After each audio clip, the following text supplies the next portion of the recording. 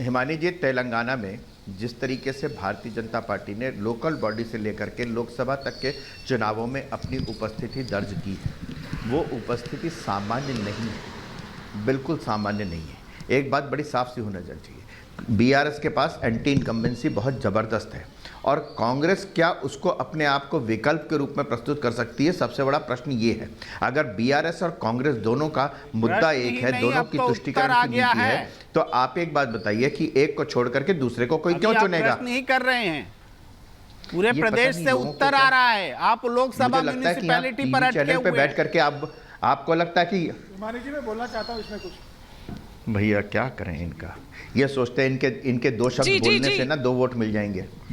नहीं, पता नहीं कहाँ जाकर के कहाँ से एनकैश करवाते हैं अपनी बात को जाकर, मुझे मालूम नहीं है। लेकिन बात बड़ी साफ सी है, आंकड़ों के हिसाब से अरे भैया अरे मैं बताता हूँ कहाँ खड़ी है। उत्तर प्रदेश में प्रियंका गांधी ने कितनी की थी? 2 सीटें मिली विधानसभा में 403 में से। और पश्चिम बंगाल में जीरो।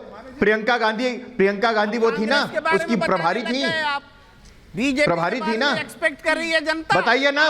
नहीं जिस भाई आपके बारे में, भाई आप हमारे बारे में बता रहे थे, हम आपके बारे में बता रहे थे ना। जुड़ गए बाबू भाई का भी एक रिएक्शन ले लेती हूँ। आपने जयेश जी, प्रेम कुमार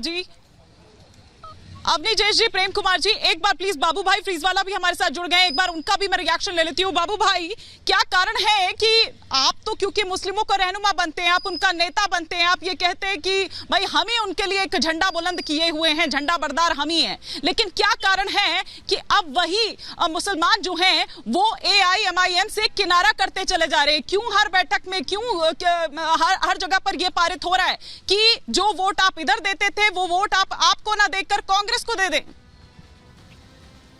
नहीं, ऐसा नहीं है।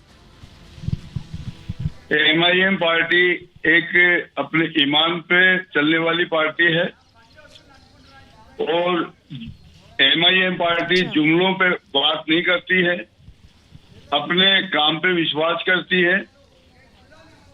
दोनों पार्टियां कांग्रेस और बीजेपी एक नागनाथ एक शापनाथ है और इंशाअल्लाह तेलंगाना के अंदर MIM पार्टी अपनी भरपूर उपस्थिति दर्ज करवाएगी।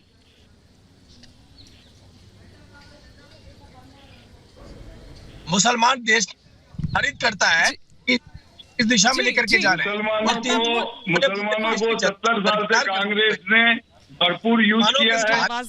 आज मुसलमान समझ चुका है और तेलंगाना के अंदर मुसलमान MIM पार्टी को 100% वोट करेगा इंशाल्लाह। मैं सर मुझे आपका ऑडियो क्लियर नहीं है, आपका ऑडियो में कुछ प्रॉब्लम आ रही है, लेकिन यहाँ मैं जरा एक बार राजीव जेटली का रुख करूंगी। राजीव जेटली जी, आप लोगों ने कहा कि जब आप आएंगे तो वो जो 4% आरक्षण की बात जो मुस्लिमों को है उसको आप खत्म कर देंगे और उसको दरअसल आप OBC को देंगे, आप ST को देंगे। वो ये कह रहे हैं कि ये रिलीजन के आधार पर थोड़ी दिया गया है, इकोनॉमी के आधार पर दिया गया है और सोशल एजुकेशन बैकवर्डनेस के आधार पर दरअसल दिया गया है।